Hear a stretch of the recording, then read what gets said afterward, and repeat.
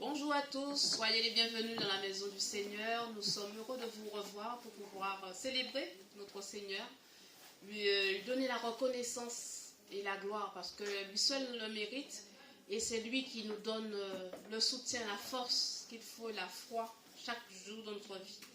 Nous allons remettre ces moments dans ses mains. Amen. Alléluia. Seigneur, nous te rendons grâce, nous te bénissons pour ta grandeur, ta magnificence dans nos vies. Merci Seigneur parce que tu nous as donné ton Fils unique qui a été à la croix pour nos péchés Seigneur. Merci pour cette grâce, cette bénédiction que tu nous accordes Seigneur. Nous voulons t'apporter nos reconnaissances, nos louanges en ce dimanche matin et te donner la première place encore dans nos cœurs, dans nos vies Seigneur. Tu es digne d'être exalté, béni, sois glorifié dans le nom précieux de Jésus. Amen. Amen. Amen. Voilà. Nous allons louer notre Seigneur de même cœur avec notre sœur Cathy. Soyez bénis. Ce matin, tu nous invites à se lever encore pour louer le Seigneur. Son nom est digne de louange. Jésus, Jésus, ton nom est précieux. Nous te rendons gloire parce que tu es merveilleux, glorieux. Tu es haut, élevé dans les cieux. Tu règnes déjà. Seigneur, nous tournons nos regards vers toi de honorer ton grand nom.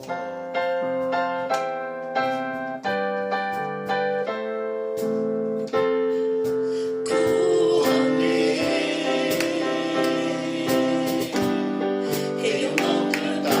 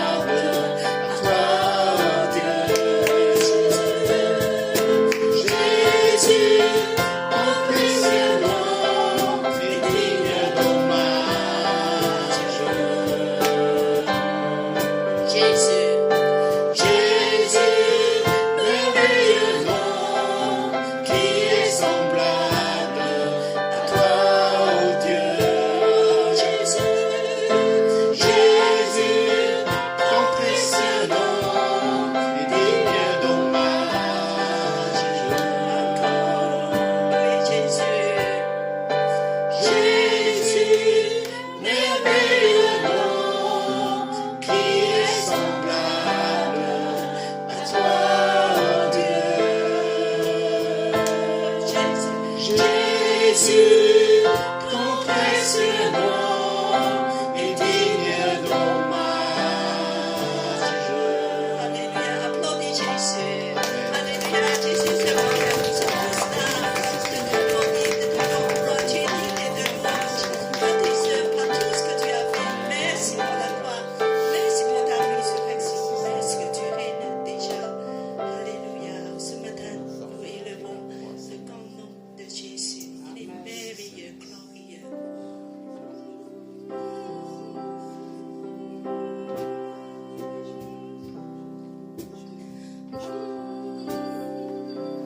Merci Jésus, tu nous as délivrés, tu es merveilleux.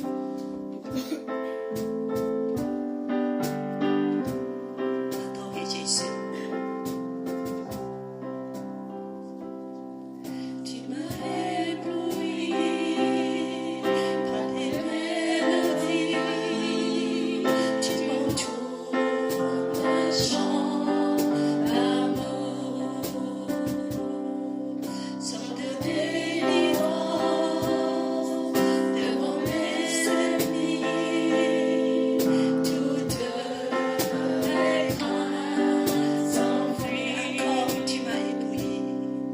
Tu m'as ébloui par tes mélodies, tu m'entoures d'un chant d'amour,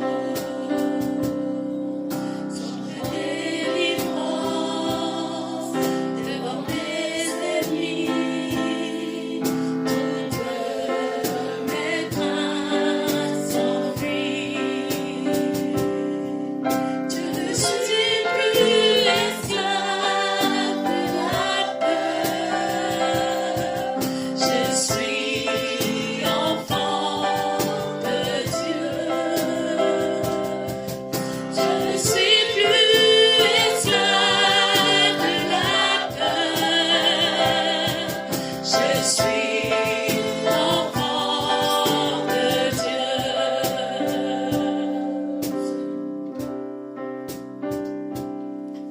Avant ma naissance, tu m'avais choisi, appelé par mon nom.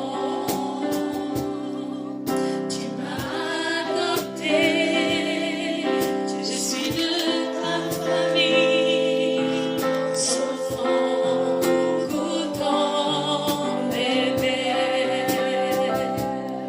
Je ne suis plus esclave de la peur, je suis enfant de Dieu. Je ne suis plus esclave de la peur, je suis enfant de Dieu.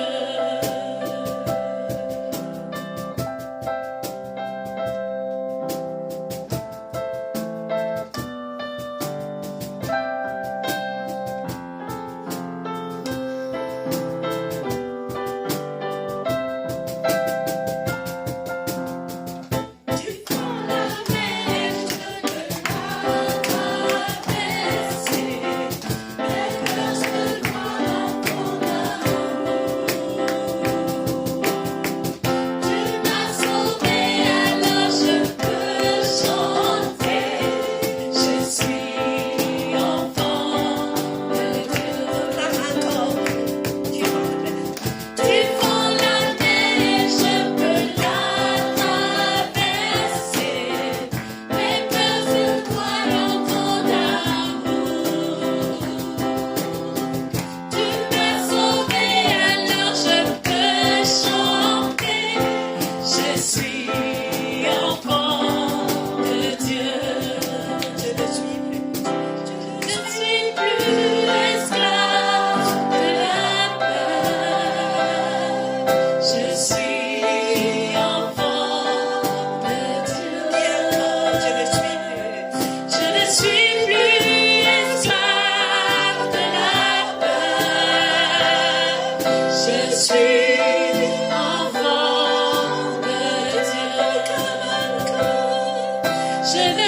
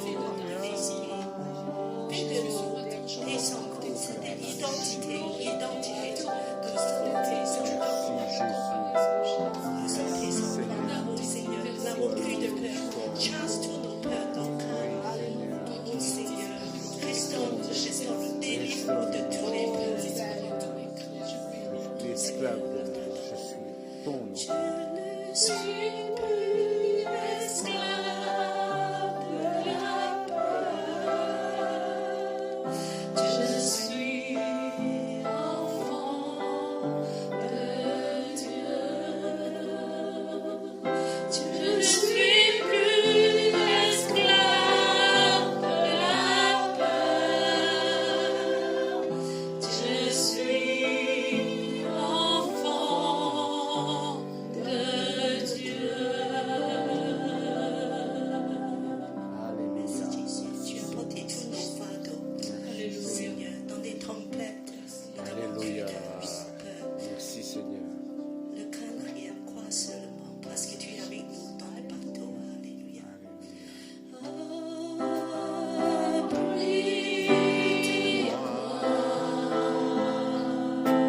Sous tes ailes, couvre-moi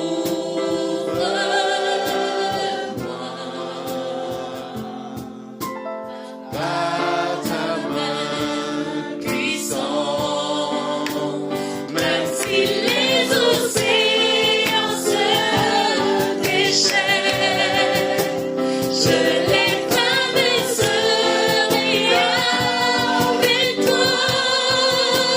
Terre, tu domines des tempêtes. Je suis tranquille car tu es là. Je suis tranquille car tu es là. En Jésus seul. En Jésus seul. Je me confie. Il me donne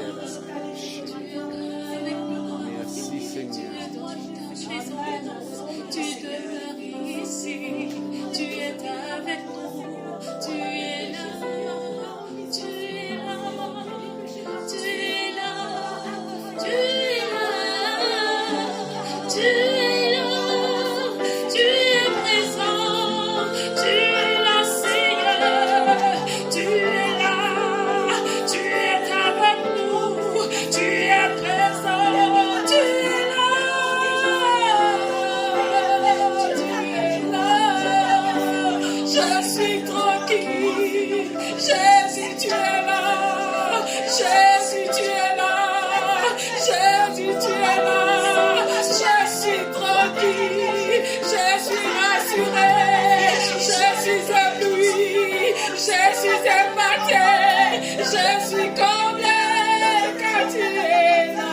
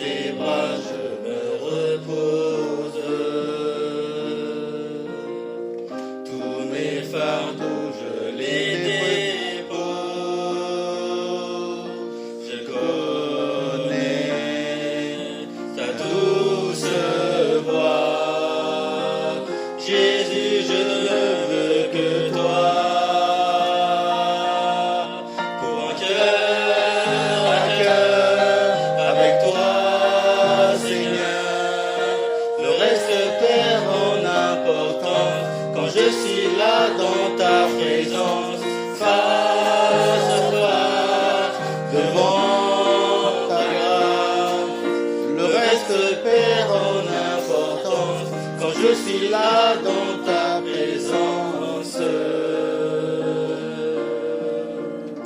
quand je suis là dans ta présence,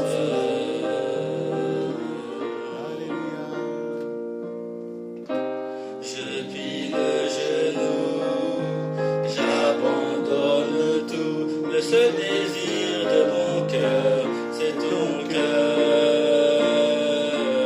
Je plie le genou, j'abandonne tout, le seul désir de mon cœur, c'est ton cœur. Pour un cœur à cœur avec toi, Seigneur, le reste perd en importance quand je suis là dans ta présence, face à face, devant ta grâce. Le reste perd en importance quand je suis là dans ta présence. Quand je suis là dans ta présence.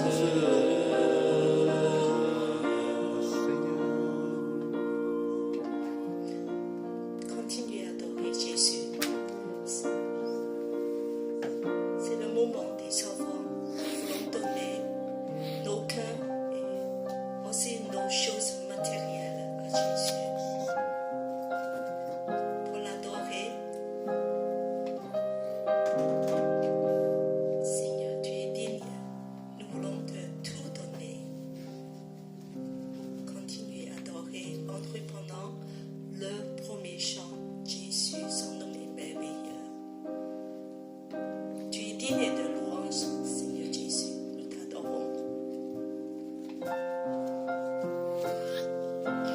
Jésus, merveilleux nom, qui est semblable à toi, Jésus, ton précieux nom est digne d'hommage.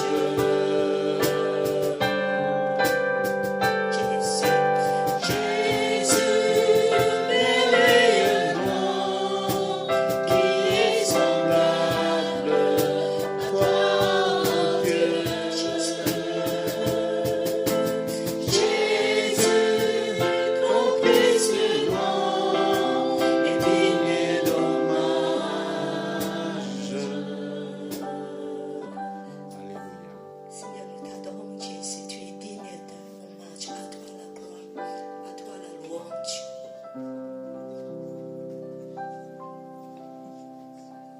Sois adoré.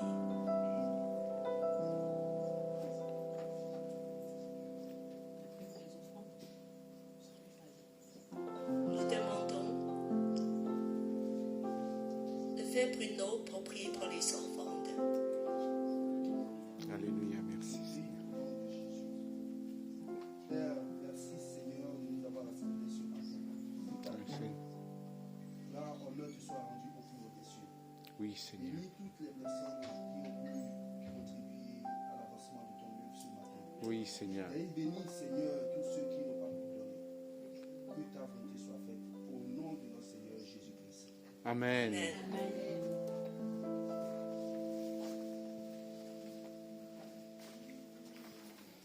Amen. Alléluia. Soyez bénis au nom du Seigneur Jésus et soyez aussi les bienvenus. Je vois de nouveaux visages au sein de l'église Elim. Nous voulons bien vous accueillir. Les sœurs, si vous voulez bien vous lever et vous présenter, s'il vous plaît. Bonjour, je vous présente ma fille Ilani. Nous sommes venus, en fait, on avait déjà vu fin été votre. Mais c'était fermé en fait en passant. Ah, d'accord. Et du coup, dernièrement, il n'y avait plus l'affiche, donc on était un peu. On se dit, ah, elle n'est plus là. Comment on va faire? Puis en repassant la semaine dernière, on a revu votre affiche et du coup, nous sommes parmi vous ce matin. Bienvenue. Audrey Et Ilani. Bienvenue. Parce que d'habitude, nous, on se rend sur Montreuil. Ça nous éloigne un peu. Et puis, comme on habite dans le 13e, Ah ben, Ah, vous êtes allez. chez vous, là. avec vous ce matin. Ok, soyez les bienvenus. Merci. Bienvenue. aussi. Alors, il y a une sœur aussi derrière. Je te laisse vous présenter. Oui, je m'appelle Amandine. Amandine, ouais. J'ai déjà venu D'accord. fois où c'était et là je suis revenue. D'accord. Bon, soyez aussi la bienvenue. Voilà. Bienvenue aussi à ceux et celles qui sont habitués à être à l'église Élim. Alors l'église Élim, c'est une église des nations dont la devise est d'aimer Dieu, de servir les autres et aussi d'aimer la famille de Dieu. Donc on vous aime et vous êtes les bienvenus parce que nous sommes des enfants du Seigneur, quelles que soient nos origines. Ce qui nous lie, c'est vraiment être enfants de Dieu. Voilà. Donc nous avons des rendez-vous. Donc la sœur a dit qu'elle est passée, qu'elle n'a pas vu. Mais sache que nous nous rencontrons tous les vendredis soirs à 19h pour un temps de prière ici, à l'église. Nous sommes en présentiel. Et sinon, pour les sœurs et frères qui ne peuvent pas, nous sommes aussi en distanciel le vendredi soir. Donc, à l'issue du culte, nous aurons un parcours de disciples. C'est un temps de formation qui nous permet de grandir ensemble dans la parole de Dieu. Donc, nous nous retrouvons après le culte et on étudie certains chapitres de la Bible.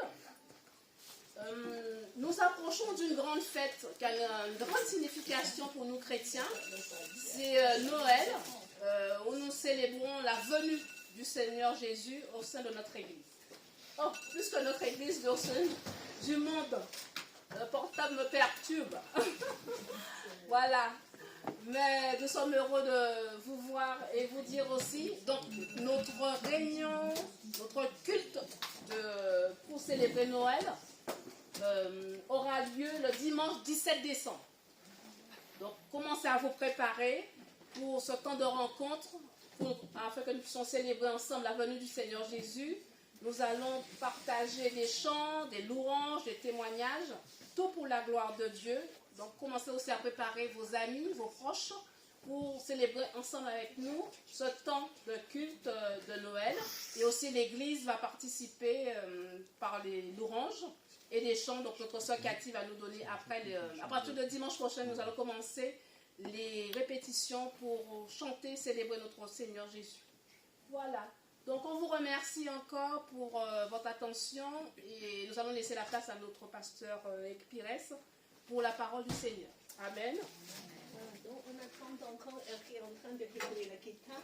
Alors, donc, je vous invite pour venir pour la fête de Noël. C'est très important parce que c'est une occasion. On peut inviter des amis et nos proches, nos voisins, d'entrer à l'église. Alors, cette année, nous voulons préparer un petit programme de Noël. Donc, nous allons préparer des chants. Alors, il y a un chant pour les femmes. Donc, vous allez tous apprendre un chant de présenter. Et puis, qu'il y a des différents groupes. Il y a des groupes des jeunes qui veulent faire un peu des choses différentes. Et puis, qu'il y a des chants, on va renouveler dans des différentes façons de chanter. C'est pour ça que dans les deux dimanches suivants, le premier et le deuxième dimanche de décembre, après le culte, aura un petit moment d'entraînement pour les chants. Voilà. Et je sais que Dieu vous donne beaucoup de dons. C'est encore à découvrir. Il y a beaucoup de trésors dans l'assemblée. Alors donc, nous voulons surtout saisir cette occasion de faire évangélisation, d'inviter nos amis, d'élever le nom de Jésus dans le quartier. Amen. Voilà. Amen. Voilà. Merci beaucoup. Donc, là, je vous invite à prier aussi, comme elle a annoncé tous ses projets. Si ça peut être une occasion de témoigner aussi autour de vous, je remets aussi tout cet événement. Je vous invite à prier ensemble. Merci. Seigneur, nous te bénissons pour ta présence dans nos vies. Merci pour cette espérance que tu as apportée dans le monde. En venant, Seigneur, au milieu de nos ténèbres, tu as fait briller ta lumière, pour que ta lumière éclaire nos cœurs. Que nous aussi, nous soyons sortis de nos ténèbres. Et nous prions aussi pour ce monde autour de nous, qui est encore au fond des ténèbres, Seigneur. Oui, Seigneur. Nous voyons partout autour de nous la violence, les guerres, la haine, le rejet, la méfiance des étrangers. Et Seigneur, toute cette haine qui habite encore dans le cœur de l'homme se manifeste partout autour de nous, dans les familles, dans les couples, dans la vie de tous, Seigneur, dans ce pays comme dans le monde, Seigneur. Mais Seigneur, tu as fait venir Tu as fait venir ta lumière. Tu as percé les ténèbres, Seigneur, de ta lumière. Amen. Tu as fait jaillir une nouvelle vie. Tu as fait Alléluia. jaillir une espérance. Et Seigneur, nous voulons nous confier en toi. Je prie qu'à travers tous ces événements aussi, tu puisses bénir la communauté, bénir tous ceux qui vont en bénéficier et attirer à toi des hommes, des femmes de toute nation, Seigneur. Dans ce quartier, autour de nous, dans les familles, nous prions que ce soit des occasions de témoignage au nom de Jésus. Je te Amen. rends grâce aussi, Seigneur, pour ta parole ce matin. Donne-nous de la recevoir. Donne-nous d'être attentifs à ce que tu veux nous transmettre, Seigneur. Ce que tu as légué à travers tes apôtres, Seigneur. Tes serviteurs qui ont payé de leur vie même ce témoignage, Seigneur. Alléluia. Donne-nous de la recevoir avec humilité, avec un cœur docile, Seigneur, pour recevoir ce que ton esprit veut nous dire. Au Alléluia. nom de Jésus. Amen. Amen. Amen. Donc je suis heureux d'être parmi vous. Je vais juste enlever ça. C'est vrai qu'il fait bon ici. Mais on ne sait jamais. Hein. Dans les églises parfois. Dimanche matin, il fait très froid l'hiver. Je suis très heureux d'être parmi vous. Donc je salue tout le monde, les frères et sœurs. Hein. J'ai vu qu'il y a des frères, ils ont changé de coupe. Ça fait plaisir de vous revoir en tout cas. Et je salue ceux qui sont à distance aussi. Je pense à chaque fois à une petite pensée pour ma sœur Luce. Vous allez penser que c'est la chouchoute de l'église. Mais c'est vrai que, bon voilà, avec Luce... C'est la doyenne. C'est la doyenne. Non, mais aussi c'est une des premières personnes que j'ai rencontrées à Elie. Une des toutes premières personnes en 2010, voilà, fin 2010. C'était une année très, très, très difficile pour moi personnellement. Et à l'époque, je travaillais encore dans la finance. Après, le Seigneur m'a appelé pour tout quitter. Donc j'ai laissé la place Vendôme pour aller à Vaux-sur-Seine, donc au milieu des écureuils, et commencer ce chemin vers le ministère. Et voilà, aujourd'hui je suis pasteur, c'est vrai, mais ça a été un long chemin. Et donc moi je ne viens pas de Paris, mais j'habite à Orsay, voilà, comme il y a des nouveaux, je me présente aussi. Et j'interviens dans différentes églises. Officiellement, mon titre officiel hein, sur mon statut, c'est ministre du culte, mais je suis pasteur itinérant. Parce que mon ministère, c'est Psalt Collège. Donc, Patricia la connaît maintenant, elle s'est inscrite cette année. Et donc, j'interviens auprès de différentes églises. Et donc, voilà, je suis heureux en tout cas d'être avec vous. Et si j'interviens dans ces différentes communautés, c'est parce que Dieu m'a mis à cœur vraiment d'encourager le partage entre les différentes cultures, différentes nations qu'il y a. Voilà, surtout en France, il y a beaucoup de diversité aussi, mais ça ne veut pas dire que les églises échangent entre elles. Et donc, nous, on a vraiment à cœur d'encourager le dialogue entre différentes cultures, différentes nations.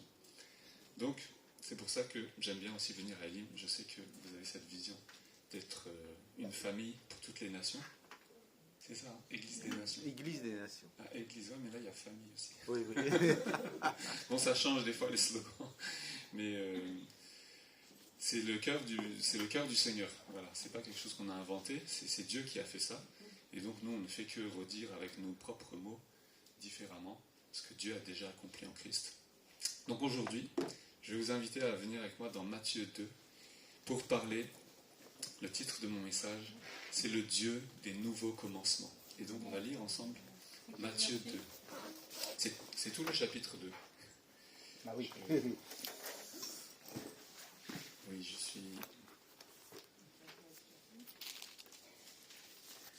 suis de cette école où on aime faire lire la Bible ensemble en public. Donc je vais vous inviter avec moi à lire tout le chapitre 2. Après la naissance de Jésus à Bethléem de Judée, au jour du roi Hérode, des mages d'Orient arrivèrent à Jérusalem. Matthieu 2, oui c'est ça. Donc je lis dans la NBS, c'est un peu différent. Ah, c'est différent. Ouais. C'est quand même la Bible seconde. Ouais. Donc je lis Matthieu 2. Voilà. Après la naissance de Jésus à Bethléem de Judée, au jour du roi Hérode, des mages d'Orient arrivèrent à Jérusalem et dirent : Où est le roi des Juifs qui vient de naître ? Car nous avons vu son étoile en Orient, et nous sommes venus nous prosterner devant lui. À cette nouvelle, le roi Hérode fut troublé, et tout Jérusalem avec lui. Il rassembla tous les grands prêtres et les scribes du peuple pour leur demander où devait naître le Christ. Ils lui dirent : à Bethléem de Judée, car voici ce qui a été écrit par l'entremise du prophète. Toi, Bethléem, terre de Juda, tu n'es certainement pas la moins importante dans l'assemblée des gouverneurs de Juda, car de toi sortira un dirigeant qui fera être Israël, mon peuple. Alors Hérode fit appeler en secret les mages et se fit préciser par eux l'époque de l'apparition de l'étoile. Puis il les envoya à Bethléem en disant « Allez prendre des informations précises sur l'enfant. Quand vous l'aurez trouvé, faites-le-moi savoir, afin que moi aussi je vienne me prosterner devant lui. » Après avoir entendu le roi, ils partirent. Or l'étoile qu'ils avaient vue en Orient les précédait. Arrivés au-dessus du lieu où était l'enfant, elle s'arrêta. À la vue de l'étoile, ils éprouvèrent une très grande joie. Ils entrèrent dans la maison, virent l'enfant avec Marie, sa mère, et tombèrent à ses pieds pour se prosterner devant lui. Ils ouvrirent ensuite leur trésor et lui offrirent en présent de l'or, de l'encens et de la myrrhe. Puis, divinement avertis en rêve de ne pas retourner chez Hérode, ils regagnèrent leur pays par un autre chemin. Après leur départ, l'ange du Seigneur apparut en rêve à Joseph et dit « Lève-toi, prends l'enfant et sa mère, fuis en Égypte et reste-y jusqu'à nouvel ordre. Car Hérode va rechercher l'enfant pour le faire disparaître. » Joseph se leva, prit de nuit l'enfant et sa mère, se retira en Égypte et y resta jusqu'à la mort d'Hérode. Cela arriva afin que s'accomplisse ce que le Seigneur avait dit par l'entremise du prophète. « D'Égypte, j'ai appelé mon fils. » Quand Hérode se vit joué par les mages, sa fureur fut extrême. Il fit supprimer tous les enfants de 2 ans et au-dessous qui étaient à Bethléem et dans son territoire, d'après l'époque qu'il s'était fait préciser par les mages. Alors s'accomplit ce qui avait été dit par l'entremise du prophète Jérémie. Une voix s'est faite entendre à Rama, des pleurs et beaucoup de lamentations. C'est Rachel qui pleure ses enfants, elle n'a pas voulu être consolée parce qu'ils ne sont plus. Après la mort d'Hérode, l'ange du Seigneur apparut en rêve à Joseph, en Égypte, et dit « Lève-toi, prends l'enfant et sa mère et retourne dans le pays d'Israël, car ceux qui en voulaient à la vie de l'enfant sont morts. » Joseph se leva, prit l'enfant et sa mère, et rentra au pays d'Israël. Mais quand il apprit qu'Archélaos était devenu roi de Judée à la place d'Hérode, son père, il eut peur de s'y rendre, et divinement averti en rêve, il se retira en Galilée, et vint demeurer dans une ville appelée Nazareth, afin que s'accomplisse ce qui avait été dit par l'entremise des prophètes, il sera appelé Nazaréen. Amen. Seigneur, merci pour ta parole. Nous la recevons et nous prions que tu illumines les yeux de nos cœurs par ton Esprit Saint, au nom de Jésus. Amen. Juste un détail pratique, est-ce qu'on peut couper la réverb? Il y a une petite réverb derrière, je crois. Juste mettre à 0. C'est réverb ou écho. Pour le chant, c'est bien, mais pour la prédication, c'est pas. Tu peux mettre à 0. Ah oui, voilà, c'est plus naturel. Merci beaucoup. Donc, première question, j'aimerais vous demander après cette lecture, d'où vient Jésus? D'où vient Jésus? Le Jésus qui est né. D'où vient-il? Bethléem? Mais on nous dit qu'il vient d'Égypte. Est-ce qu'il vient d'Égypte? Mais on nous dit qu'il vient de Nazareth. Mais il est né à Bethléem. Vous voyez? D'où vient Jésus? Bethléem, Égypte, Nazareth. On l'appelle Matthieu chapitre 1 nous dit « Voici l'origine de Jésus-Christ. » Généalogie de Jésus-Christ. Commencement de Jésus-Christ. En fait, ce mot, en grec, c'est Génésis, Généséos. C'est le commencement de la vie de Jésus-Christ. Il nous renvoie au commencement. La véritable origine de Jésus-Christ n'est ni Bethléem, ni l'Égypte, ni Nazareth. Son origine se situe dans le plan que Dieu avait pour lui de toute éternité. Amen. Les hommes nous classent selon nos origines. D'où tu viens? De quelle origine tu es? Quelle est ta nationalité? Selon notre quartier, quartier rural, quartier chic, quartier populaire, selon notre classe sociale aussi. Mais Dieu ne nous considère pas comme cela. Il ne considère pas comme l'homme considère. Parce que l'homme considère ce qui frappe les regards. Mais Dieu sonde les cœurs. Aussi, regardons comment Dieu considère l'origine du Christ. Dans Matthieu 1, la généalogie commence en remontant jusqu'à qui? Abraham. Abraham. Généalogie de Jésus-Christ, fils de David, fils d'Abraham. Bien sûr, il y a David au milieu. Mais on remonte au Père de la foi. Amen. Au Père de la foi. Dieu veut écrire une nouvelle histoire avec la vie de Jésus. Au commencement, souvenez-vous, ça renvoie à Genèse 1. Au commencement, Dieu créa les cieux et la terre. Et là, Matthieu fait commencer son évangile en disant « Voici le commencement de Jésus-Christ. C'est un nouveau commencement. C'est une nouvelle histoire que Dieu va écrire. C'est une nouvelle création même. Et dans la fin du Nouveau Testament, dans le livre d'Apocalypse, on nous dit même qu'il fait toutes choses nouvelles. Et donc, Dieu veut écrire une nouvelle histoire avec la vie de Jésus. Mais pour cela, il fallait qu'elle prenne racine, non pas dans l'identité nationale des Juifs, vous voyez. Les scribes, les pharisiens vont débattre justement, d'où vient celui-ci. On dit que le Messie devait naître à Bethléem, mais il vient de Nazareth. Comment cela se fait-il, vous voyez? Ils vont débattre ensuite sur d'où vient ce Jésus. Tu enseignes alors que tu es le fils d'un charpentier. Qui t'a enseigné la loi, vous voyez? L'origine du Seigneur reste mystérieuse, cachée. Et donc pourquoi? Parce que son histoire ne prend pas racine seulement dans l'identité nationale, la fierté nationale des Juifs qui voulaient se venger des Romains et qui attendaient un Messie conquérant qui allait écraser l'ennemi. Au temps d'Hérode, qui lui-même, Hérode, a voulu faire mourir le Seigneur à cause de cette identité royale, mais qui s'inscrivait dans la décence d'Israël. Vous voyez? Il a vu un concurrent, quelqu'un qui allait prendre sa place. Il a voulu le tuer. Non pas seulement lui, mais il a mis à mort tous les enfants de cette époque. Et quand on voit ce récit, on voit que la Bible est très actuelle, vous voyez, au Moyen-Orient en ce moment, tous les jours il y a des massacres, une guerre meurtrière entre Israël, entre la Palestine. On voit la même chose entre l'Ukraine, la Russie, il y a aussi des pays d'Afrique où c'est le cas. Et on voit toujours cette violence humaine, vous voyez, pour le pouvoir, pour l'identité nationale, pour préserver leur propre autorité, leur propre pouvoir. Et donc Jésus ne s'est pas situé dans cette lignée, on peut dire, vous voyez, pourtant il est le fils de David, qui est un roi, vous voyez, qui était oint, choisi par Dieu. Il aurait pu venir avec cette prétention-là, mais il est venu en s'inscrivant dans l'histoire du Père de la foi. Donc, cette histoire de Dieu s'inscrit dans l'identité croyante d'Abraham, qui a cru, et on nous dit que Dieu lui a compté cela comme justice. Il a été justifié par sa foi, et non par son origine, non par sa nationalité, non par son appartenance au peuple juif. Bien sûr, il est juif, né de juif, hébreu, né d'hébreu, comme dit Paul. Et pourtant, dans cette lignée, vous voyez, d'hébreu, né d'hébreu, Matthieu choisit des noms qui peuvent nous surprendre. Il y a beaucoup de témoins impensables aux yeux des hommes. La lignée du Christ est faite de rois apostats, qui ont renié Dieu, qui ont été qualifiés comme des rois idolâtres. Vous voyez?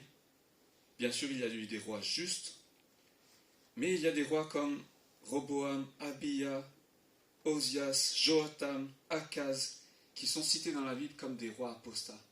Dieu les a jugés, condamnés même parce qu'ils faisaient ce qui déplaît aux yeux de l'Éternel. C'est comme ça que ça nous est dit. Il y avait des rois fidèles aussi, comme Ézéchias, comme David, comme Salomon, d'autres. Mais il y en a beaucoup qui n'étaient pas des modèles. Il y a aussi une prostituée, Rahab, vous voyez, qui a caché les espions lorsqu'ils ont visité la terre promise. Une prostituée dans la lignée du Seigneur. Une femme étrangère, Ruth. Alors que Dieu avait dit à son peuple, vous ne prendrez pas des femmes étrangères. Bien sûr, elle est une exception parce qu'elle a cru aussi au Dieu d'Israël. C'est toujours dans la foi, vous voyez. Cette histoire est une histoire de la foi. La prostituée aussi a eu foi en Dieu. Et c'est pour ça qu'elle aussi a été justifiée. Une belle fille qui a enfanté suite à un inceste. C'est l'histoire de Tamar.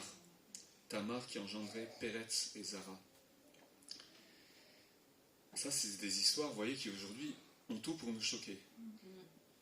Et on peut se demander pourquoi Dieu a choisi cette lignée. Un roi aussi, qui a eu des centaines de femmes, au point que son cœur a été détourné de Dieu, Salomon. Un autre qui a commis l'adultère et qui a assassiné un mari pour prendre sa femme, David. Pourquoi avoir gardé cette lignée? Dieu a fait naître Jésus d'une vierge. Il a fait naître de la Vierge. Il aurait pu choisir n'importe quelle autre famille, vous voyez. Il aurait pu prendre une famille neutre, qu'on ne connaît pas, sans histoire, sans problème, et choisir cette famille pour dire, voilà, Dieu, il est venu de nulle part pour venir parmi nous. Pourquoi avoir choisi cette lignée?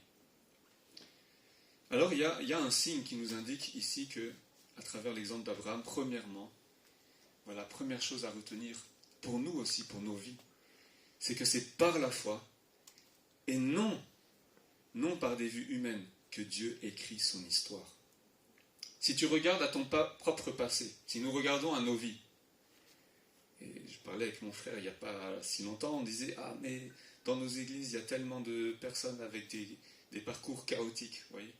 On a des vies qui ne sont pas toujours, vous voyez, toutes droites, des lignes droites. » Je me rappelle d'un enseignant, il disait que Dieu, c'est un dicton qui est connu en fait, que Dieu est écrit droit mais avec des lignes courbes.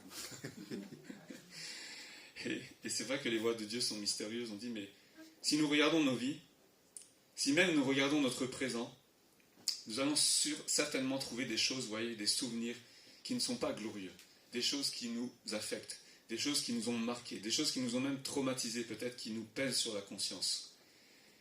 Et le Christ est venu pour nous purifier de cette mauvaise conscience. Il a écrit une nouvelle histoire et il nous invite avec lui à la continuer, à écrire cette histoire. Dans nos vies, Dieu veut le faire.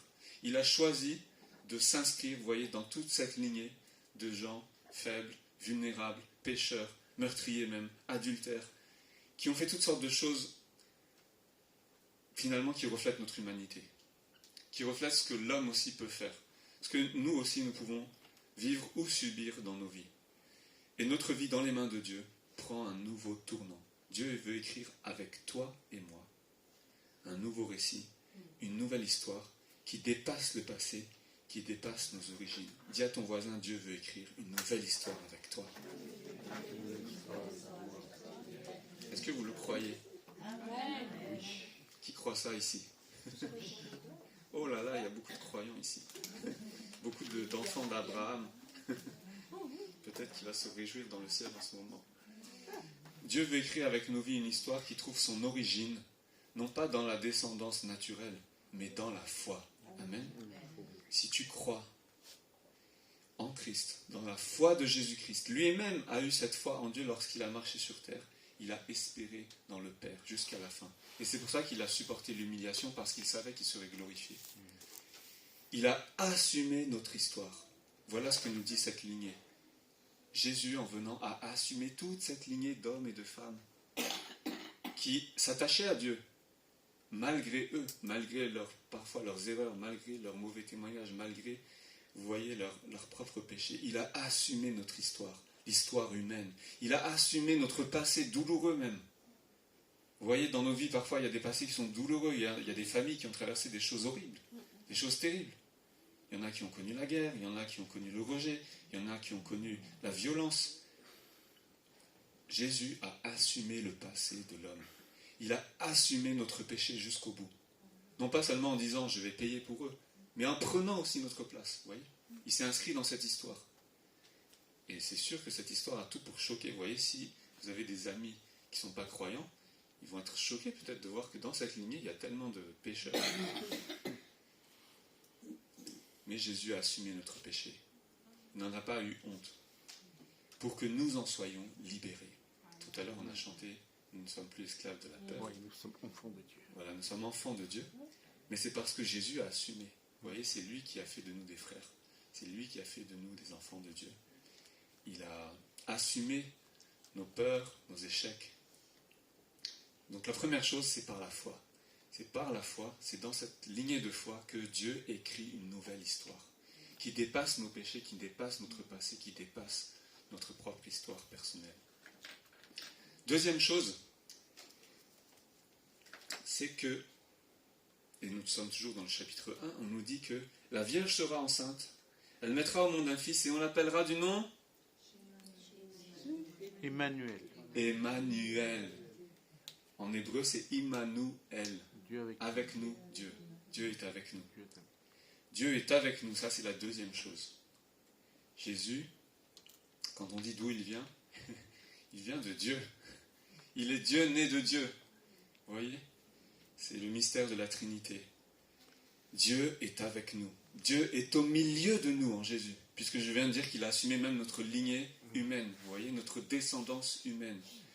Il est comme nous. Il s'est fait semblable à nous. Il a assumé notre chair. Il a assumé notre faiblesse humaine. Il a assumé notre vulnérabilité. Ce Dieu infiniment élevé au-dessus de nous. Vous voyez, Salomon avait dit, les cieux et les cieux ne peuvent pas te contenir. Mais je te prie de demeurer dans cette maison. quand il a consacré le temple. Ce Dieu infiniment élevé au-dessus de nous, que les cieux des cieux ne peuvent pas contenir, il a aussi choisi de descendre parmi nous et d'habiter dans une tente humaine, dans un corps de chair. Il a assumé pleinement notre humanité. Il a assumé notre faiblesse, la maladie, l'humiliation, le rejet, la dénonciation ou la trahison même de ses proches, de ses semblables, les violences, les crimes subis, la dévastation d'un peuple, la destruction comme on peut le voir aujourd'hui, vous voyez, la haine qui existe entre les peuples amène toujours à cette destruction sauvage. La déportation même et le massacre, et on voit même que dès la naissance de Jésus, il y a ce massacre des enfants, vous voyez. Cette violence surgit d'un seul coup, parce que la lumière est venue parmi les siens, mais ils ont préféré les ténèbres parce que leurs œuvres étaient mauvaises, c'est ce que nous dit l'évangile de Jean. Et ça, c'est une réalité qui est toujours à l'œuvre dans le monde, vous voyez. La violence engendre la violence, la vengeance engendre encore plus de violence, on le voit surtout là avec la Palestine et Israël. C'est terrible, vous voyez. Et c'est une spirale négative qui entraîne l'humanité, aveuglée par le péché, aveuglée par son désir de vengeance. Ça nous rappelle que, même dans Genèse, vous voyez, Caïn avait dit, Caïn sera vengé 7 fois, et les mecs, 70 fois 7 fois. Ça veut dire toujours plus de vengeance. C'est pas 1 contre 1, vous voyez, c'est pour 1, tu m'as fait 1, je vais te faire 10. Tu m'as fait 10, je vais faire 10 000. Vous voyez? Et c'est ce qu'on voit dans la guerre actuellement. C'est vraiment ça, si vous regardez les nombres, on voit cette violence à l'œuvre. Le Christ a accepté de s'inscrire lui-même dans cette histoire des hommes et des femmes, qui étaient imparfaits, pour transcender leur histoire. Le Christ a assumé aussi de supporter la violence. Vous voyez, dès la naissance de Jésus, sa famille a dû fuir en Égypte, face à la violence. Ils ont dû fuir, vous voyez. Le Seigneur aussi a été mis à mort à la croix. Pourquoi? On dit c'est pour assumer nos péchés, mais pourquoi les Juifs de l'époque, quand on dit les Juifs, c'est pas tous les Juifs, les disciples étaient Juifs, je précise. Les autorités, pourquoi elles ont voulu le condamner? Parce qu'il leur disait quelque chose qui ne leur plaisait pas. Il parlait avec une autorité comme s'il venait de Dieu et qu'ils n'acceptaient pas, vous voyez. Et ils pointaient du doigt leur mauvaise tradition, leur mauvaise coutume, leur hypocrisie. Et c'est à cause de ça qu'ils l'ont crucifié. Ils ont manifesté la violence parce que Dieu appuyait là où ça fait mal, vous voyez. Il appuyait sur leur méchanceté, leur discours religieux qui cachait aussi, vous voyez, une forme de violence ou de haine. Et Jésus appuyait sur ça. Et donc, Jésus a assumé finalement cette violence aussi dans sa vie. Dieu partage notre vie dans le Christ. Il s'inscrit dans notre histoire pour la rendre plus belle. Dieu veut écrire une belle histoire avec chacun de vous. Amen. Est-ce que tu peux dire ça à ton voisin? Dieu veut écrire une belle histoire avec toi. Dieu veut écrire une belle histoire avec toi. Parce que Dieu est avec nous, Emmanuel. Dieu est au milieu de nous. Et Dieu s'est fait comme nous. Abraham n'était pas un grand héros, vous voyez.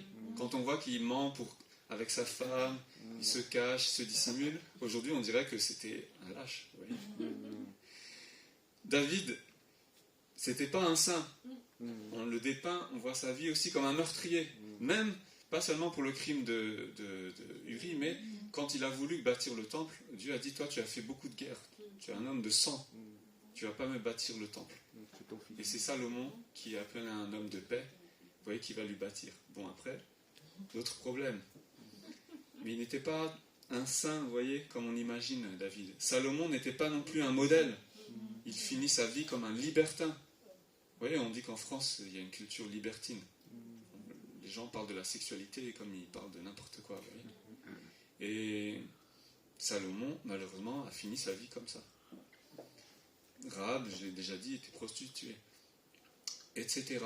Vous voyez, quelles que soient les situations que nous traversons, elles ressemblent aussi un peu à ces hommes et ces femmes qui nous en font voir de toutes les couleurs. Dans la Bible, il y a des histoires magnifiques et il y a aussi des histoires sordides. Quand vous lisez la fin du livre des Juges, il y a une femme qui est découpée en morceaux. C'est horrible, vous voyez. Et tout ça dépeint l'humanité en entier, vous voyez, avec ses plus hauts et ses plus bas.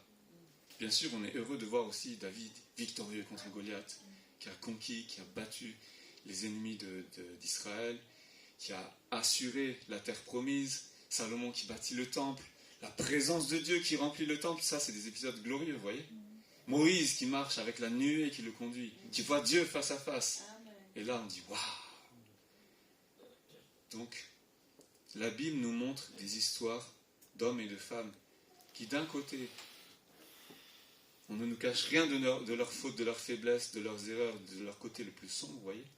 Et d'un autre Dieu qui, à travers ça, à travers cette patte, vous voyez, cette patte imparfaite, Dieu façonne son histoire et Dieu produit des choses glorieuses. Il se manifeste à travers des événements glorieux. Et donc si Dieu a pu le faire avec des hommes et des femmes d'une trempe pareille, Dieu peut le faire avec nous. Amen. Dieu s'associe à nous. Il s'est associé à ces hommes et ces femmes malgré leurs fautes, afin de les racheter, afin de les sauver, afin de faire avec eux une nouvelle création. Le peuple d'Israël, ce n'est pas seulement une histoire, d'ethnicité, vous voyez, qui est hébreu, qui n'est pas hébreu.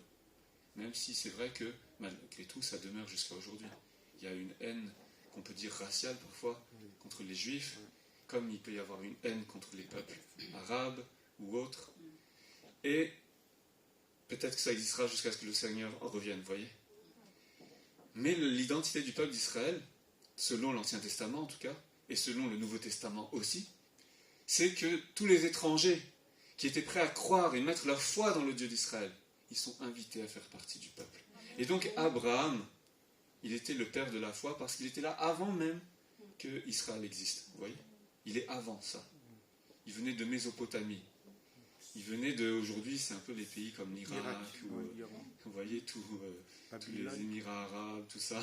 C'est ce bassin-là, un peu du croissant fertile. En tout cas, tous ces peuples anciens, on nous dit que les ancêtres d'Abraham, il est venu de Our en Chaldée, vous voyez, ils adoraient aussi des divinités. Et donc Dieu a choisi un homme comme ça. Il a choisi un homme. Il aurait pu choisir un Chinois, il aurait pu choisir un Portugais, un Indien en Amérique ou en Inde, en Afrique, en Amérique latine. Mais Dieu a choisi un homme, il a choisi, c'est tout, vous voyez, qui s'appelle Israël. C'est celui qui combat avec Dieu. Et c'est ça qui fait l'identité du peuple de Dieu finalement. Bien sûr, ça ne remet pas en question que Dieu a choisi un peuple et que le peuple juif a une histoire particulière avec Dieu aussi. Mais dans le Nouveau Testament, on voit aussi que même les Juifs qui pensaient que l'espérance était pour eux, Dieu a ouvert ça à tous les étrangers, à tous les peuples. Et il a choisi que son Église soit une Église de toute nation, toute langue, tout peuple, toute ethnie, toute tribu, toute langue. Et donc Dieu est avec nous. Il s'est fait semblable à nous. Il a assumé aussi toute l'histoire humaine. Il a assumé de partager notre humilité en tant qu'homme. Et pourtant, il est le Seigneur glorieux. Amen. Luther, le réformateur, Luther, 1517, les 95 thèses, c'est ce qui fait qu'on est protestant, évangélique. Luther a dit, regardez les rois mages, qu'est-ce qu'ils ont offert comme cadeau? L'or, l'encens et la myrrhe. L'or, l'encens, la myrrhe. Alors, on peut tout imaginer à travers ça, qu'est-ce que ça représente. Luther dit, par leur présent, ils nous témoignent que cet homme, il est à la fois Dieu, roi et homme. Voilà, c'est beau, hein. Luther était quand même poète. Il a écrit aussi beaucoup de chants, c'est vrai. Il a composé beaucoup de cantiques. Il a revisité les psaumes aussi. Il y en a un qui est toujours chanté aujourd'hui, c'est un rempart que notre Dieu. C'est le psaume 46. Bon, c'est ancien. C'est un rempart que notre Dieu. On ne connaît pas trop ça dans les églises pentecôtistes. C'est protestant classique. Mais voilà, il dit, le cadeau des rois mages nous indique que cet homme qui est né, il est homme, mais il est roi aussi. Et il est Dieu. Donc l'or, peut-être c'est comme Salomon, vous voyez, on disait qu'au temps de Salomon, les gens avaient des fourchettes et des cuillères en or. Et personne s'en souciait, ils se disaient c'est normal, puisqu'on est au temps de Salomon. Vous voyez, personne n'en faisait cas. L'or. L'encens, on pourrait dire, c'est comme l'autel des parfums, vous voyez, qui était offert à Dieu. Et la myrrhe, c'est pour embaumer le corps du Seigneur. Ça nous montre son humanité. Il a été mis au tombeau. Il est mort et Dieu l'a ressuscité des morts. Mais il est pleinement homme. Il a assumé notre faiblesse, notre fragilité. Et voilà pourquoi Luther dit, il est Dieu, roi et homme. Dieu avec nous, Dieu au milieu de nous. C'est la deuxième chose. Si Dieu fait une histoire nouvelle avec nos vies, c'est parce que nous acceptons que Dieu aussi soit avec nous, que Dieu marche avec nous, que Dieu se soit fait comme nous pour aussi partager nos faiblesses. Et est-ce que nous lui confions nos faiblesses, voyez, dans tout ce que nous traversons, le passé douloureux ou le présent qui peut être douloureux aussi, combien nous nous appuyons sur ce Dieu-là? Ou est-ce que Dieu est loin de nous, alors nous lui envoyons des prières, des mots doux, le dimanche, nous chantons le Seigneur, mais le reste de la semaine, vous voyez, on se bat tout seul, face aux autres, face à l'opposition, face aux obstacles, face à notre vie, on se bat tout seul, vous voyez. Non, Dieu veut combattre avec nous, parce qu'il est Dieu avec nous. Et pour cela, il faut que nous aussi, nous l'invitions à entrer dans notre histoire. C'est la deuxième chose. Enfin, je termine avec ça. On nous parle de 3 lieux qui sont 3 épreuves aussi. Vous voyez, on nous dit que c'est vrai, le Seigneur a accompli les paroles des prophètes. Il est né à Bethléem. Jésus sur terre vient de Bethléem. Quand j'ai dit tout à l'heure d'où il vient, premièrement, on nous dit qu'il vient de Bethléem. Bon, non, premièrement, on nous dit il vient de Dieu, vous voyez. Mais dans sa naissance, il vient de Bethléem. Bethléem qui avait été choisi. Bethléem que Dieu avait déjà annoncé, prédite, pour dire que toi, Bethléem, terre de Juda, tu n'es pas la moindre, car de toi sortira un dirigeant qui fera paître Israël, mon peuple. Il est le rejeton d'Isaïe, celui dont parlent les prophètes. Il est celui qui allait guider son peuple comme un prophète tel que Moïse, avec la même autorité, avec la même puissance, avec les mêmes prodiges. Et Jésus a fait beaucoup de prodiges et de miracles dans sa vie. Il n'a pas fait venir le feu du ciel comme Moïse, mais il a guéri les personnes. Il a ouvert les yeux des malades. Il a rendu la possibilité de marcher à ceux qui ne pouvaient plus marcher. Il a aussi délivré des personnes qui étaient condamnées à mort, comme la femme adultère. Et plus que tout cela, surtout le plus grand miracle qu'il ait fait, c'est de mourir pour nos péchés et de ressusciter d'entre les morts. Amen. Mais 3 lieux qui sont 3 épreuves. Jésus est né à Bethléem. C'est vrai, il est le dirigeant d'Israël. Et pourtant, Bethléem, première épreuve. On voit que Bethléem est le lieu qui suscite aussi la haine meurtrière d'Hérode. Vous voyez ? Hérode sait que à Bethléem va sortir un Messie. Il a peur pour lui, vous voyez. Si le peuple suit ce Messie, qu'il se ligue contre lui, il est fini, vous voyez. Et donc on voit la haine d'Hérode, qu'est-ce qu'elle produit? Le massacre des enfants. Et on voit aujourd'hui, vous voyez, oui, c'est terrible pour ceux qui suivent l'histoire de la guerre en Palestine. Ces massacres qu'il y a eu début octobre, vous voyez, les terroristes qui sont allés dans les kibbutz, qui ont massacré vraiment d'une manière horrible, sauvage, des familles qui étaient en paix. Ça ressemble à certains passages de la Bible. Il y a des passages où on nous dit qu'il y a des armées qui sont allées sur un village, qui sont tombées dessus alors qu'il y avait des gens en paix.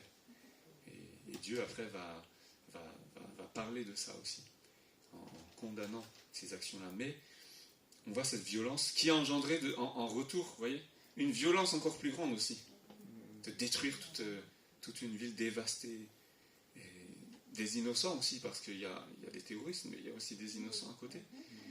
Et on voit que dans les guerres, vous voyez, tout le monde est perdant. Il n'y a pas de guerre juste, comme on dit. Les théologiens ont beaucoup débattu de ça, parce qu'à l'époque de l'Empire romain, il y avait des guerres. Et ils ont débattu sur qu'est-ce qu'on peut appeler une guerre juste. Là, c'est vrai, hein, même Augustin, qui est un grand père de l'Église, un grand théologien, un sage, a écrit ces choses-là, mais quand on constate dans la réalité humaine, vous voyez, les conséquences pour tous, on voit qu'il y a toujours des conséquences qui sont injustes et finalement inhumaines. Et on voit que la première épreuve, c'est ça, c'est la haine violente de Hérode, qui aboutit à un massacre meurtrier des enfants. Et face à la guerre, face au pouvoir des puissants, face au racisme, face à la violence, que pouvons-nous faire, vous voyez ? Qu'est-ce que vous feriez, vous, face à tout ça ? Si aujourd'hui, nous, imaginez que la France connaisse ça, imaginez. Imaginez que Paris connaisse ça, là, que le 13e, là où nous sommes, soit bombardé. Qu'est-ce que nous ferions ? Qu'est-ce que nous ferions ? Peut-être certains diraient, on va prendre les armes. Aux armes, citoyens. Il faut Et le la pays. France, c'est un peuple de guerriers aussi, de rebelles, qui se révoltent, qui se lèvent, qui dénoncent l'injustice. Ça ne veut pas dire qu'ils n'en font pas. Tout homme est pécheur. Mais on voit que seule la fuite a pu les sauver dans cette situation. Jésus, qui est Dieu né de Dieu, vous voyez, Dieu il aurait pu envoyer une légion d'anges. Oui. Il aurait pu exterminer Hérode. Il aurait pu exterminer tous ceux qui ont porté la main sur les enfants. Mais Dieu a pleinement joué le jeu, on dit. Mais il a été pleinement homme. Il s'est fait pleinement homme comme nous. Comme s'il était dans la même situation que nous, vous voyez. Sans autre moyen. Il a fait comme nous. Et donc il n'y a pas eu d'anges qui sont venus le sauver. Il a dû fuir en Égypte. Mais c'est un ange qui les a avertis, vous voyez. Voilà. Il leur a dit fuyez. Nous parfois on va s'entêter à rester. Non, j'ai ma maison, j'ai ci, j'ai ça. Est-ce que nous serions prêts, vous voyez. Parfois il y a des situations de violence, parfois, dans les familles, dans les églises même des fois. Il peut y avoir des situations où les gens comment dire, manifestent une certaine animosité, vous voyez. Il y a des crises, il y a des conflits. Mais ça ne s'arrête pas parce que les gens ne veulent pas lâcher, vous voyez. Il n'y en a aucun qui veut lâcher. Il n'y en a aucun qui accepte de se retirer. Et nous voyons que Bethléem, Dieu demande à cette famille de partir, de laisser. Parfois nous devons lâcher, vous voyez, nous devons accepter de perdre, accepter de fuir, accepter de s'éloigner. Parce que c'est la seule situation ici, seule la fuite peut te sauver dans ces situations-là. Seule la fuite. Alors oui, ça peut paraître lâche aux yeux des humains, vous voyez, de fuir. Mais là, c'est fuir pour ta vie, vous voyez. Et nous voyons là, dans la guerre en Palestine, la seule issue possible pour les civils, c'est de fuir. Ceux qui restent, ils peuvent se cacher, mais où, vous voyez? Il ne reste que la fuite. En Ukraine, en Russie, c'est pareil. Dans tous les autres pays où il y a la guerre, les conflits, c'est la même chose. Il y a des pays plus petits dont on parle moins, mais pareil, qui vivent aussi des guerres, des conflits, des massacres. Et si on n'a pas le courage de fuir dans cette situation, on va périr aussi. Ce qui fait que dans nos vies, parfois aussi, Dieu nous demande de lâcher certaines choses, vous voyez. Il a dit à ses disciples, celui qui veut me suivre, qu'il soit prêt à renoncer, quitter sa vie, quitter son père, quitter sa mère, quitter ses enfants. C'est des choses qu'on dit comme ça, vous voyez, mais parfois Dieu nous met devant ces situations-là. Où si tu quittes pas, tu vas continuer de rester dans ce cercle vicieux qui t'entraîne toujours plus bas. Alors, il faut être prêt à quitter parfois. Si nous voulons écrire une nouvelle histoire, il faut quitter la vieille histoire. Il faut quitter le passé. Il faut se séparer du passé. Il faut se séparer de tout ce qui était mauvais et du péché. Le deuxième test, c'est l'Égypte. On voit que mon fils sera appelé d'Égypte. D'Égypte, j'ai appelé mon fils. Vous voyez? Qu'est-ce que c'est paradoxal pour le peuple d'Israël d'avoir son Messie qui vient d'Égypte. Le peuple ennemi qui a maintenu pendant plus de 400 ans son peuple en esclavage, vous voyez? C'est pas contradictoire? C'est fou, c'est absurde. Et voilà pourquoi les gens ne comprennent pas d'où vient ce Jésus. D'où vient-il? L'Égypte, malgré tout, c'est la protection d'un peuple puissant, vous voyez? C'est comme si, je ne sais pas moi, vous voyez, les Juifs ou les Palestiniens allaient se réfugier aux États-Unis. Là-bas, au moins, ils seront tranquilles, vous voyez? Il y a des tonnes de missiles qui vont les protéger. Et ils pourraient venir en France aussi, où on le voit, tous les migrants qui fuient les conflits aussi. Ils essayent de venir en Europe, vous voyez? Ils se réfugient dans un territoire puissant, vous voyez? Où il y a des armées qui vont les protéger. C'est une protection puissante, c'est vrai, mais c'est un test. Pourquoi? Parce que Dieu n'a cessé de condamner l'idolâtrie en Égypte, vous voyez? Toutes ces divinités. Et si on ne parle pas seulement des divinités, aujourd'hui peut-être c'est moins le cas, vous voyez? Mais il y a les richesses aussi qui sont une séduction. De rester en Égypte. On voit que le peuple d'Israël, quand il a été tenté dans le désert, ils ont été mis à l'épreuve. Qu'est-ce qu'ils ont dit? Oh Moïse, tu veux nous faire mourir alors qu'en Égypte on mangeait bien, on vivait bien, c'était mieux là-bas, vous voyez? Même si on se frappe. Alors que quand ils étaient là-bas, ils n'arrêtaient pas de crier jour et nuit auprès de Dieu pour dire on n'en peut plus. Vous voyez? L'homme est paradoxal. Et l'Égypte, c'est la séduction des richesses aussi. C'est la tentation finalement de revenir en arrière, de rester dans l'esclavage, de s'éloigner et de s'installer finalement dans une situation qui est entre deux. Peut-être que ça nous sauve pour un temps. Mais elle n'est pas bonne pour nous non plus, de rester dans cette situation, dans cet entre-deux. Il y a quelque chose qui n'est pas clair, vous voyez. On n'a pas pris une décision claire de couper vraiment les liens du passé, et on reste dans quelque chose qui est entre deux, mais ça nous va, ça nous convient. Et parfois dans nos vies, on reste dans cet entre-deux. On dit, ah oui, mais si j'allais là-bas, ce serait difficile. Ah, mais si je retourne là, c'est difficile, donc je me contente, je reste là. Et là, on voit que quand Hérode est mort, on voit que l'ange du Seigneur apparut à Joseph, il lui dit, maintenant, retourne dans le pays. Tu dois retourner. Et ça, c'est comme nous, peut-être dans nos vies, parfois, on baisse les bras, vous voyez. Tu te décourages, tu es démotivé, tu es déprimé, et tu baisses les bras. Et Dieu dit, non, retourne. Dis à ton voisin, retourne. Retourne dans ta chambre de prière. Retourne pour te mettre à genoux devant Dieu. Et même si tu as commis des erreurs, demande pardon, mais relève-toi. Retourne auprès de Dieu. Si tu as péché, reviens auprès de lui. Si tu as besoin de pleurer, pleure devant Dieu. Si tu as besoin de crier, crie devant Dieu. Mais retourne. Ne baisse pas les bras. Ne laisse pas tomber. Et ne reste pas entre deux. Vous voyez, avec Jésus, il n'y avait pas d'entre-deux. C'est toi, tu me suis, ou tu restes avec les autres. Vous voyez, quand la foule l'a quitté, parce qu'il a dit, vous ne pouvez pas naître de nouveau, vous ne pouvez pas entrer dans le royaume si vous ne mangez pas de ma chair, si vous ne buvez pas mon sang. Et quand nous prenons la Sainte Seine, chaque fois nous faisons ça. Mais la foule était choquée, ils ont dit, ah, ces paroles sont dures, qui peut l'entendre? Et ils sont partis. Et Jésus a dit à ses disciples, et vous? Vous allez partir vous aussi? Vous voyez, Jésus, ça rigole pas avec le Seigneur. C'est oui ou non.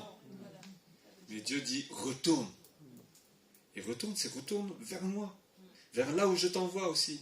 Vers la destinée que j'ai préparée pour toi. Vers l'histoire que j'ai préparée pour toi. Mais si tu restes en arrière, si tu restes assis, Dieu ne pourra pas le faire non plus. Parce que Dieu, on a dit, il est avec nous. Vous voyez? Il n'est pas sans nous. Ça veut dire qu'avec toi aussi, Dieu marche. Mais si tu ne marches pas, Dieu continue de marcher, lui. Dieu continue d'avancer. Il va utiliser une autre personne, il va utiliser un frère, une sœur, qui est prêt à avancer. Et tu vas dire, mais lui, il n'est pas mieux que moi. Non, il n'est pas mieux que toi. Mais, première chose, on avait dit, c'est par la foi. Deuxièmement, Dieu, il est avec nous. Donc, il faut avancer avec lui aussi. Et dans ces trois étapes, ces trois épreuves, on voit que Dieu dit à la famille, d'un côté, vous fuyez, mais après, vous ne vous installez pas là-bas. Maintenant, vous retournez. Parce que j'ai un plan pour mon peuple. Et il faut que mon fils il reste dans la terre d'Israël pour annoncer le salut à tous, aux Juifs, mais aussi à toutes les nations ensuite. Et enfin, on voit que Jésus arrive à Nazareth. Une banlieue mal famée, comme on dirait. Un quartier mal fréquenté. On voit que Nathanaël, quand il va entendre parler de Nazareth, qu'est-ce qu'il va dire? Est-ce que quelque chose peut venir de bon de là-bas? Oui. Vous voyez? C'est pas seulement une forme de cynisme, peut-être que c'est un quartier avec une mauvaise réputation, vous voyez. C'était proche de la Galilée, où il y a des Samaritains, des gens qui n'ont pas suivi toutes les traditions d'Israël fidèlement. Vous voyez, ils ont mélangé. Les Samaritains, par exemple, ils avaient le Pentateuque, donc c'est les 5 premiers livres de la Bible, la Torah. Mais tous les autres prophètes, ils ne les reconnaissaient pas. Donc pour les autres Juifs, c'était comme des hérétiques, vous voyez. C'est comme si c'est pour nous les témoins de Jéhovah. Ah, ok. Donc imaginez Jésus qui va au milieu d'un quartier où déjà c'est pas très bien fréquenté. En plus, on croit des croyances un peu bizarres, vous voyez, tout est mélangé. On mélange la foi d'Israël avec n'importe quoi. Et Dieu aurait pu faire naître Christ dans un palais, mais il a choisi une crèche, une étable. Il aurait pu le faire naître dans une grande ville, mais il a choisi une ville populaire, vous voyez, un quartier populaire. Peut-être un quartier pauvre même. Dieu aurait pu choisir de faire naître Christ parmi des gens éduqués, des intellectuels, des grands qui gouvernent, vous voyez. Mais il a choisi le petit peuple. Et Dieu nous rejoint là où nous sommes, vous voyez. Dieu te rejoint là où tu es aujourd'hui. Notre élévation, elle ne vient pas de notre situation sociale, mais elle vient de notre foi. Ça commence par la foi, ça continue par la foi, et ça se termine par la foi. Parce que l'élévation, elle vient de Dieu. Et donc, Dieu veut écrire avec toi, avec moi, une nouvelle histoire. Il est le Dieu des nouveaux commencements. Et quand on lit ici dans cette histoire, commencement de Jésus-Christ, c'est pas seulement le commencement de Jésus-Christ, c'est le commencement de tous ceux qui, avec Jésus-Christ, veulent entrer dans cette histoire de Dieu. Alors, est-ce que vous voulez entrer dans cette histoire? Est-ce que vous voulez participer à cette histoire? Parce que Dieu, lui, veut le faire avec vous. Dieu veut le faire avec nous. Et quand il dit « Voici le commencement de Jésus-Christ », ça nous ramène aussi « Voici le commencement des cieux et de la terre » en Genèse. Parce que Dieu fait toutes choses nouvelles. De ta vie, il veut faire toutes choses nouvelles. Alors crois-le, saisis-le par la foi, et tu le verras s'accomplir. Et c'est ça l'espérance que nous portons à Noël. C'est une nouvelle création que Dieu fait. Il le fait encore dans nos vies, vous voyez. À chaque vie, chaque personne, Dieu tend une nouvelle perche. Il veut écrire une nouvelle histoire. Et quand vous allez partager Noël, quand vous allez chanter même, je ne sais pas si vous allez chanter dans la rue ou si vous allez inviter les gens, voilà, vous pouvez les inviter, quelle que soit leur vie, Dieu peut faire quelque chose de nouveau avec eux. Et ça, même si les gens ne croient pas dans tout ce que nous croyons en tant que chrétiens, nous confessons la Trinité, vous voyez, l'humanité et la divinité du Christ. Peut-être que c'est des choses qui sont encore loin pour eux. Mais en tout cas, c'est sûr qu'ils seront réceptifs au fait que Dieu, qui a fait toutes choses belles, vous voyez, dans ce monde, même si l'homme l'a défiguré et détruite, il peut le faire avec tout homme, toute femme qui vient à lui. Et là, croyez-moi, il y en a beaucoup qui ont besoin de ça, vous voyez, autour de nous. Beaucoup de gens qui souffrent, beaucoup de gens qui sont accablés par leur passé, accablés par leur histoire. Hier encore à Paris même, il y a eu des manifestations contre les violences faites aux femmes. Ils ont dit qu'il y a eu un record des décès féminicides cette année encore. Et voilà, c'est la preuve que toutes ces personnes, ils ont besoin d'être entourées, de se reconstruire. Bien sûr, ce n'est pas que des bonnes paroles, il faut les accompagner, les écouter, les suivre, les soutenir. Mais dans tout cela, vous voyez, le Christ, il a assumé tout cela. Il a vécu lui-même. Il peut répondre à tous ces besoins-là. Parce qu'il l'a assumé dans sa propre chair. Amen. Et c'est ce Seigneur glorieux que nous confessons. Amen. Alors je vais vous inviter à chanter. Peut-être on va refaire ensemble le chant, là, esclave. Si tu peux m'aider juste à mettre sur le pied. Je vais prendre. Je vais vous inviter à vous lever avec moi.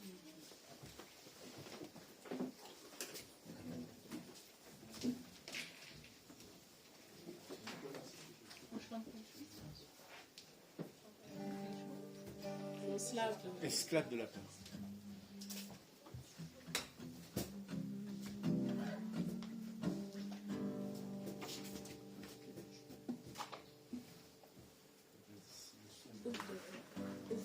Je mets le Comme tu veux.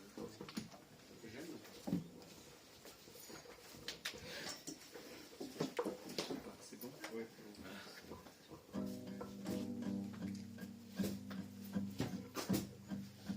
Tu m'as ébloui par tes mélodies, tu m'entoures d'un chant d'amour, chant de délivrance devant mes ennemis, toutes mes craintes s'enfuient. Je ne suis plus esclave de la peur. Je suis enfant de Dieu. Je ne suis plus esclave de la peur. Je suis enfant de Dieu. Avant ma naissance, tu m'avais choisi. Appelé par mon nom. Tu m'as appelé, je suis de ta famille. Les enfants je ne suis plus esclave de la peur. Je suis enfant de Dieu. Je ne suis plus esclave de la peur.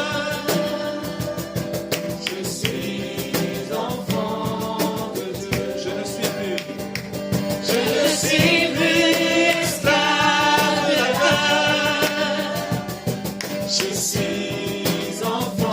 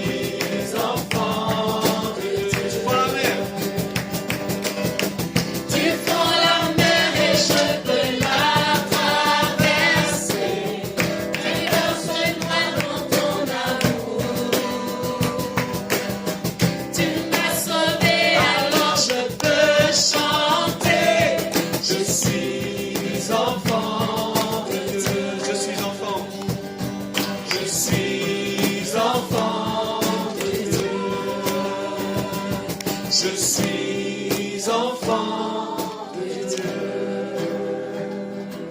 Je suis enfant de Dieu.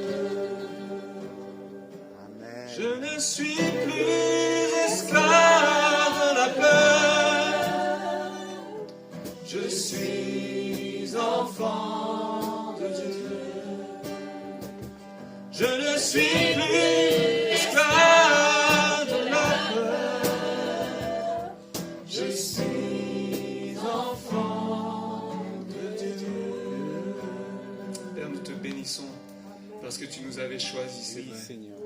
de toute éternité. Oui, Seigneur. Tu as voulu faire quelque chose de nouveau Oui, dans nos vies. avec chacun de nous, Seigneur. Tu l'as fait en Christ et tu es venu toi-même te manifester parmi nous. Dieu avec nous.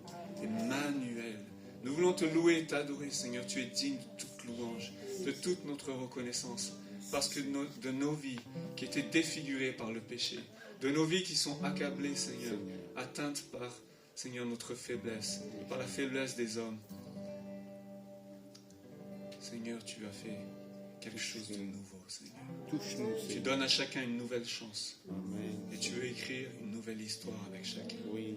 Père, fais-le avec chacun d'entre nous, avec chacun de mes Oui, frères et sœurs. Seigneur. Seigneur. Tu connais leur vie, tu connais leur situation, Oui, Seigneur. tu connais leurs cris, Seigneur. Oui, Tu connais, Seigneur, mon Dieu, toutes choses. Tu connais leur passé, mais tu connais aussi leur avenir, Seigneur. Oui, Seigneur. Et Père, je les remets entre tes mains. Je nous remets chacun d'entre nous entre tes mains. Alléluia. Fais de nous une création nouvelle, Nouvelle Seigneur. pour toi. Fais-le par ton Esprit Saint, Seigneur, dans nos vies. Fais-le par ta parole, Seigneur, qui nous donne une espérance. Oh Père, fais-le. Nous ne voulons plus être retenus par le passé. Alléluia. Nous ne voulons plus, Seigneur, être retenus, Seigneur, par tout ce qui peut nous accabler, par toute mauvaise conscience. Ta parole dit, Seigneur, que nous pouvons nous approcher avec assurance du trône de la grâce. Alléluia. Parce que tu nous purifies de toute mauvaise conscience. Oui, Seigneur. Tu nous pardonnes toutes nos fautes, Seigneur. Et nous te demandons pardon pour toutes nos iniquités, tous nos péchés, Seigneur. Notre lâcheté aussi, notre violence, notre colère, Seigneur, toutes nos faiblesses, tous nos manquements, Seigneur. Pardon. Nous sommes comme tous ces hommes et ces femmes avec lesquels tu as agi, avec lesquels, Seigneur mon Dieu, tu as décidé de t'associer pour écrire une nouvelle histoire. Oui, Seigneur. Merci, Seigneur, pour ton amour. Merci de nous avoir tellement aimés, Seigneur, que tu t'es fait semblable à nous. Merci parce que tu n'as pas regardé à notre humanité corrompue, mais tu nous as aimés, tu nous as rachetés. Et nous sommes à toi, Seigneur. Nous voulons dire que nous sommes à toi, Seigneur. Nous voulons dire que nous t'appartenons. Nous voulons dire que tu es notre Dieu. Tu es notre Dieu, Seigneur. Seigneur. Tu es notre Dieu, Père. Merci, Seigneur. Et nous sommes reconnaissants vers toi, Seigneur. Oui. Grâce. Merci, Nous Jésus. sommes reconnaissants, Seigneur. Que ton nom soit béni, que ton nom soit loué, Seigneur. Alléluia. Amen. Amen. Que le Seigneur vous bénisse. Amen.